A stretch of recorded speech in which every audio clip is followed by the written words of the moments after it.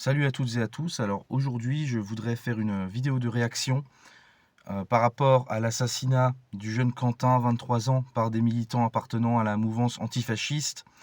Donc il y a quelques jours, le 12 ou le 13 février, si je dis pas de bêtises. Donc pour commencer, bien sûr, je voudrais présenter mes condoléances à la famille et aux proches de ce jeune homme, de la victime, bien sûr, parce que c'est toujours compliqué ce genre de situation. Et donc je leur souhaite beaucoup de courage pour traverser cette épreuve. Mais je voudrais revenir plus avant sur les circonstances du drame et de comment on a bien pu en arriver là. Alors, pour commencer, je vais faire un parallèle avec une autre affaire qui est arrivée il y a plus de 10 ans. Il s'agit de l'affaire Clément Méric. Donc ceux qui s'intéressent globalement aux actualités politiques se souviendront de cette affaire-là. Je vais la résumer. En gros, on a Clément Méric, qui était un... En gros, pour faire simple, l'affaire Méric, c'est le symétrique inverse de ce qui s'est passé là avec Quentin. Donc on a Clément Méric, qui est un jeune militant appartenant à la mouvance antifasciste, qui, si je ne me trompe pas, c'était en mai 2013, décide d'aller provoquer une bagarre avec un groupe de jeunes qui, eux, sont plutôt issus de la mouvance nationaliste. Plus précisément, ce sont des militants de troisième voie, donc on est dans la mouvance nationaliste révolutionnaire. Voilà. Et donc Clément Méric qui décide de déclencher une bagarre avec ces jeunes. C'était sur fond de tensions et de conflictualité qu'il y avait eu déjà au cours des semaines précédentes, si je ne dis pas de bêtises. Euh, il y avait déjà eu des tensions entre la mouvance nationaliste et la mouvance antifa, notamment dans le cadre des manifestations. À l'époque, c'était contre le mariage pour tous, si je ne dis pas de bêtises. Donc c'était déjà un climat très tendu. Et donc ce jour-là, Clément Méric vient provoquer une bagarre avec ses militants d'extrême droite. Ce qui se passe, c'est que l'un des protagonistes de Troisième Voie va se retourner et va asséner à Clément Méric un coup de poing au foie qui va le faire s'effondrer et il s'en relèvera jamais. Voilà, il va décéder.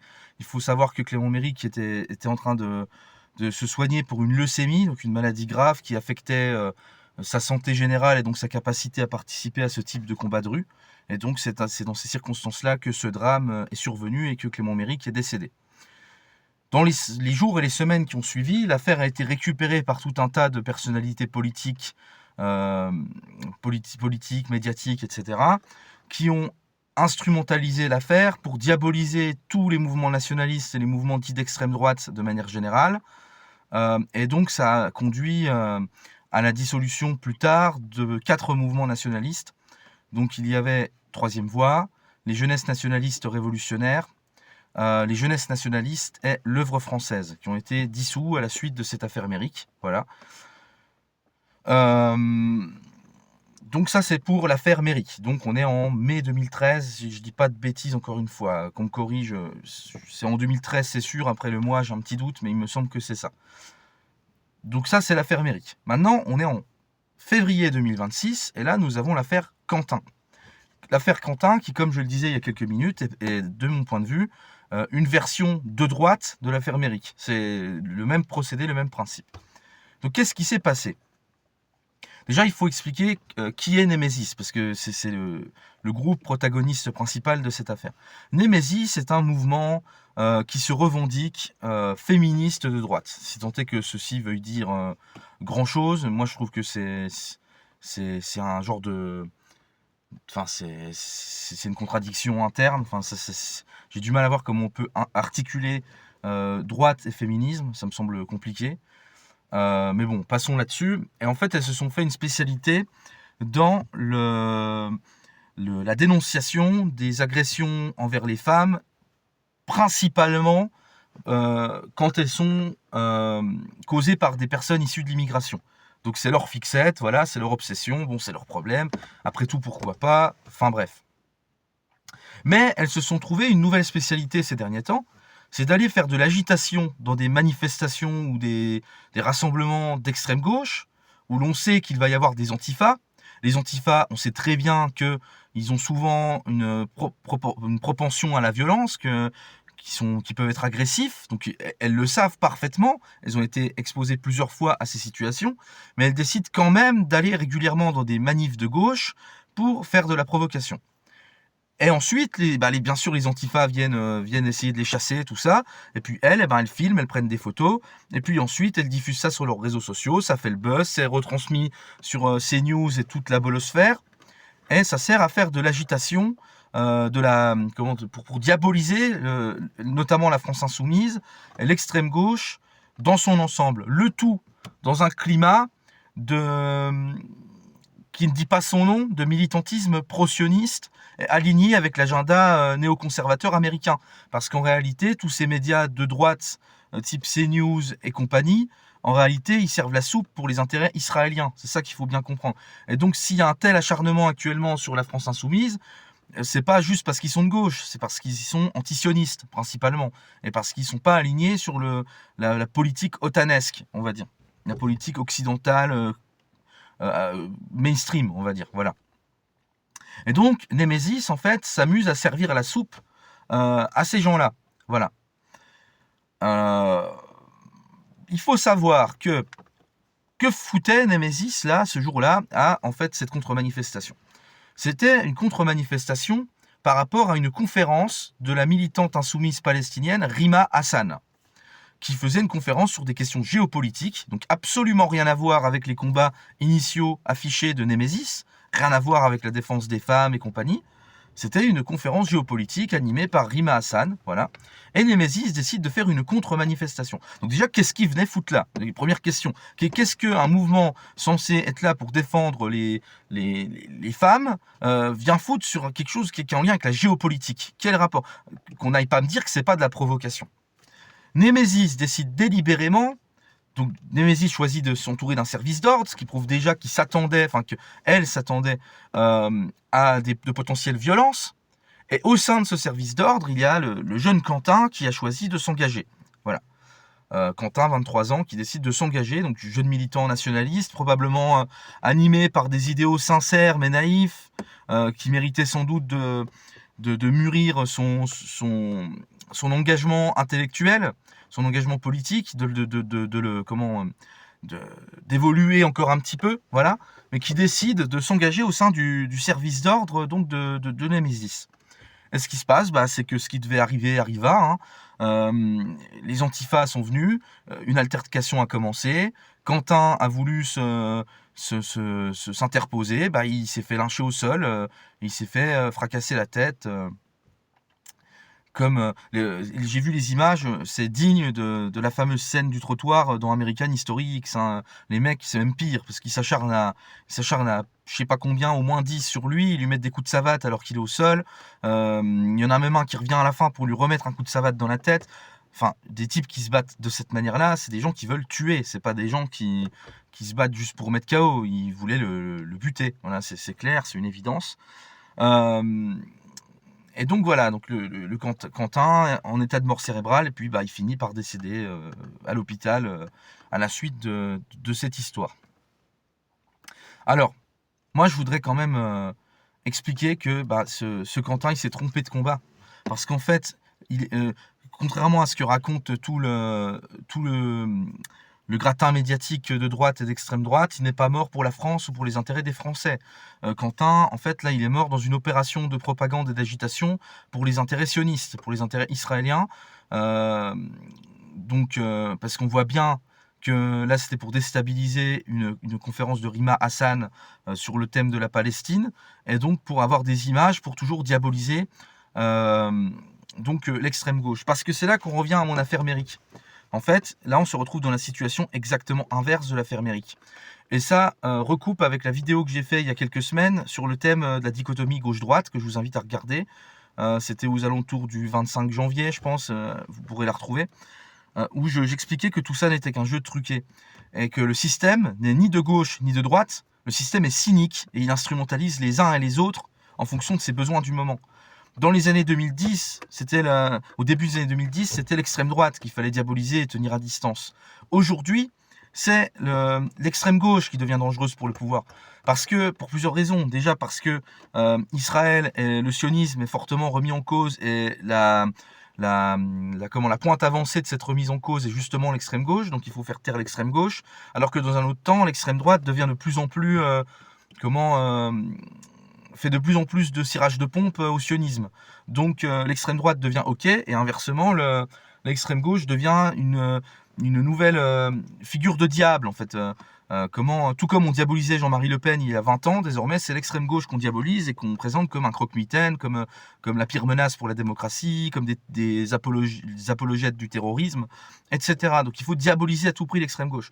D'autres raisons, c'est que le système actuellement a besoin d'une hausse des discours guerriers, des discours virilité, cliché, machin, tout ça, parce qu'il faut formater la mentalité des jeunes pour qu'ils soient OK pour aller se battre en Ukraine d'ici quelques années. C'est ça, en fait, le calcul cynique. Il faut faire monter les discours nationalistes, les discours guerriers, etc., pour que les jeunes, en fait, aillent se battre et posent pas de questions au nom d'une espèce de chauvinisme ras des pâquerettes. Voilà. Il faut aussi faire monter les discours antisociaux, les discours libéraux, les discours comme quoi il faut se débarrasser des parasites, comme quoi les gens qui travaillent pas, c'est parce qu'ils veulent, c'est parce que c'est des feignants, tout ça. Donc du coup, là aussi, il faut faire monter les discours qui prônent une certaine forme de darwinisme social, de loi du plus fort, presque d'eugénisme quelque part. Et ça, c'est porté par certains courants de droite et d'extrême droite. Et donc, comme le pouvoir en a besoin, il fait monter ces discours-là. Mais en fait, le pouvoir, il n'est pas plus nationaliste que socialiste, ou que... En fait, le pouvoir, il ne dit de gauche ni de droite. Le pouvoir, il se fout de votre gueule et il vous utilise. Et là, ce qui se passe, c'est que Quentin, il est mort comme un pion sur un échiquier dans le cadre de ce calcul cynique, en fait.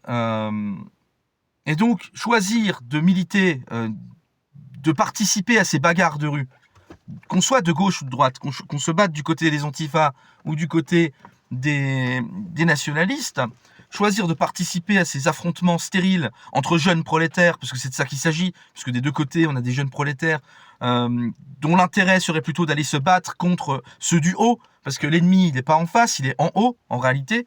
Mais plutôt que d'aller chercher ceux qui sont en haut, ils se tapent entre eux dans la rue. Et pendant ce temps, tous les gros porcs en costard qui tirent profit de cette situation, ils sabrent leur champagne Dom Pérignon, qui sont payés avec l'impôt de ces mêmes jeunes prolétaires qui sont en train de s'entretuer. C'est ça qui est en train de se passer. C'est ça qu'il faut comprendre. C'est que l'ennemi de tous les Français, il n'est pas en face, il est en haut. Et c'est valable aussi bien sur les questions politiques. Donc l'ennemi, c'est pas la gauche, c'est pas la droite non plus. Sur le plan géopolitique, l'ennemi, c'est pas la Russie.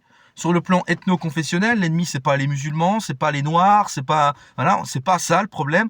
Le problème, c'est qu'il faut d'abord dégager les ordures qui sont au pouvoir, les monstres froids qui tirent profit de ces situations-là et qui vont surfer sur ce drame, qui vont faire de Quentin un martyr pour ensuite justifier leur politique répressive envers les mouvements d'extrême gauche, comme ils l'ont fait il y a 15 ans avec les mouvements d'extrême droite. C'est ça qu'ils vont faire la même chose. Parce que ces gens-là considèrent que nous sommes tous collectivement leurs ennemis. Qu'on soit de gauche ou de droite, pour eux, on est leurs ennemis. Donc, prenons conscience de cela, et prenons conscience que notre intérêt en tant que peuple, plutôt que de se friter la gueule pour ces absurdités, c'est plutôt de s'unir contre l'hyperclasse, contre les ennemis. Voilà, c'est ça qu'il faut comprendre. Les ennemis du haut. Mais voilà, d'ici que les gens comprennent ça, il va encore passer de l'eau sous les ponts, et ça va encore faire des victimes, et puis des morts, et puis des familles endeuillées, des pleurs, des souffrances. Quand est-ce que les gens vont comprendre de la débilité de cette situation? Et moi, ce qui me rend fou aussi, il y a deux choses aussi que je voudrais ajouter. Premièrement, c'est l'extrême droite qui traite l'extrême gauche de nazi. Alors ça, c'est ridicule, parce qu'on peut affubler l'extrême gauche de tout un tas de noms d'oiseaux, mais nazi n'en fait pas partie. Nazi, c'est une définition historique, bien précise, et je suis désolé, mais la France insoumise, tout comme les antifas et tous les autres partis de gauche, n'ont absolument rien qui correspond à la définition de nazi. Je dis pas ça spécialement pour les défendre, c'est juste factuellement faux. C'est absurde de dire ça. Et ce qui est ridicule, c'est qu'en fait, on a affaire à des gens d'extrême droite qui ont tellement été diabolisés au cours des dernières décennies, qu'ils ont accumulé de la frustration, et là, maintenant qu'ils sont un petit peu dédiabolisés, ils sont contents, et ils se disent, on va enfin pouvoir traiter ceux d'en face de fachos, ça y est, c'est notre tour. Voilà, c'est un peu ça, comme une espèce de vengeance de collégien, en fait. C'est celui qui dit qui est, voilà, dans une espèce d'argumentaire enfantin de cet ordre-là. Sauf que ce qu'ils se rendent pas compte, ces abrutis, c'est que, en fait, en faisant ça, c'est contre-productif, parce qu'en fait, ils valident le cadre moral, le vocabulaire de leurs adversaires, parce qu'il faut quand même pas oublier qu'accuser les autres d'être fachos, tout ça, c'est quand même un paradigme mental de gauche. Donc en fait, ils réutilisent le paradigme mental de gauche en croyant l'utiliser contre la gauche. Sauf que ça marche pas. C'est absurde. Et en fait, tôt ou tard, ça va se retourner contre eux parce qu'en fait, ils donnent de la force au paradigme mental qui pourtant les dessert. Donc c'est vraiment, faut vraiment être con pour penser que c'est une bonne stratégie de fascifier les gens de gauche. C'est débile. Franchement, vous seriez plus productif en assumant que vous êtes fasciste. Franchement, si vous êtes d'extrême droite ou dans la mouvance nationaliste, vous déstabiliserez beaucoup plus vos adversaires en vous proclamant vous-même fasciste, parce qu'après, ils auront plus d'arguments. Là, en faisant ça, en fait, quelque part, vous validez leur argumentaire. Donc, vous êtes vraiment des abrutis. Enfin, voilà. Ça, c'est une chose. Et l'autre chose qu'il faut bien retenir aussi, c'est que il y a quand même, enfin moi j'ai quand même vu pas mal de réactions de gens qui justifiaient la mort de Quentin en disant ouais c'était juste un facho, bien fait pour lui, des choses comme ça. Alors ça je trouve ça horrible comme discours, c'est déshumanisant, et en fait je trouve ça aussi, je trouve que les antifas ou les gens d'extrême gauche parlent de cette manière, attention pas tous mais une partie d'entre eux, je trouve qu'en fait ils sont autant inhumains que ceux qui prétendent combattre quelque part.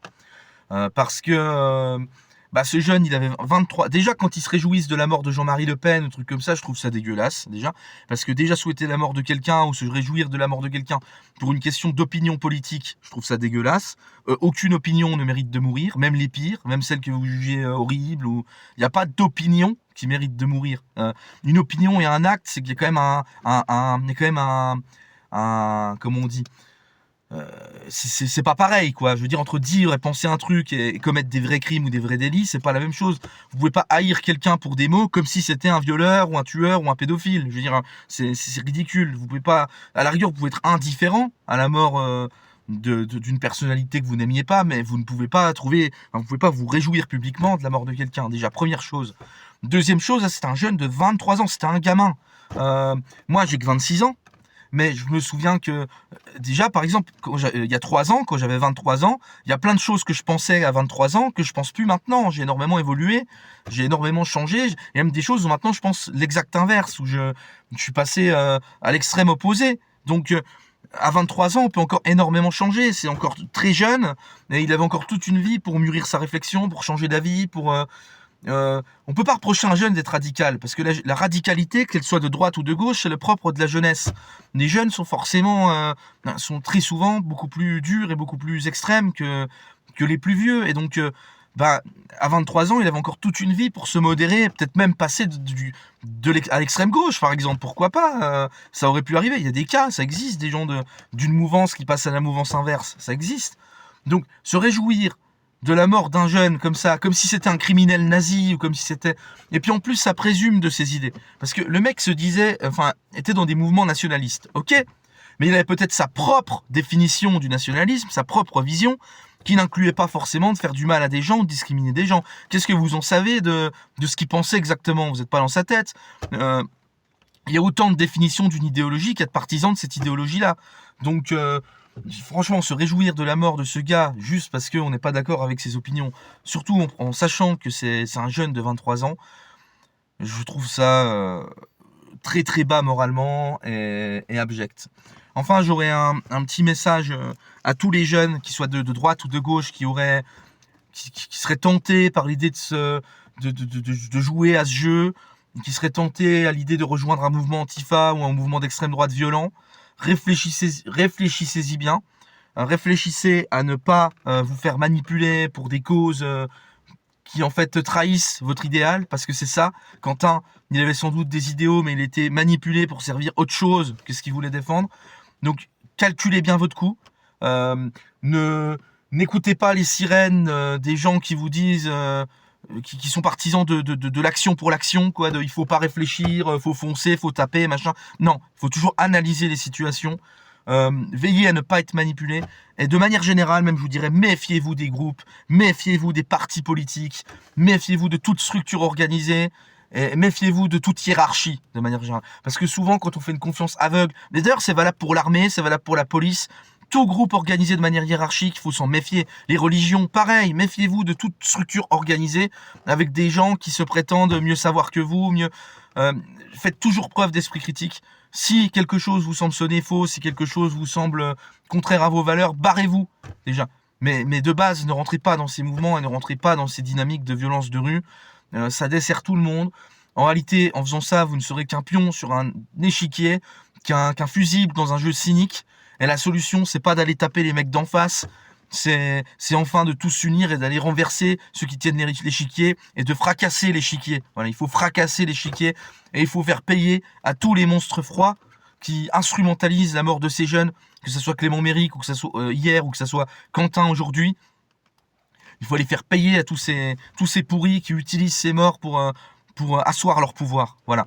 C'est ce que j'avais à dire sur cette affaire Quentin. C'est une position qui est pas courante parce que souvent les gens ils sont binaires, donc soit ils vont dire soutien à Quentin, mort aux Antifa, ou alors au contraire ils vont dire Quentin l'a bien cherché, pardon, je m'en mêle les pinceaux. Soit vous allez avoir les mecs de droite qui vont dire soutien à Quentin, mort aux Antifa.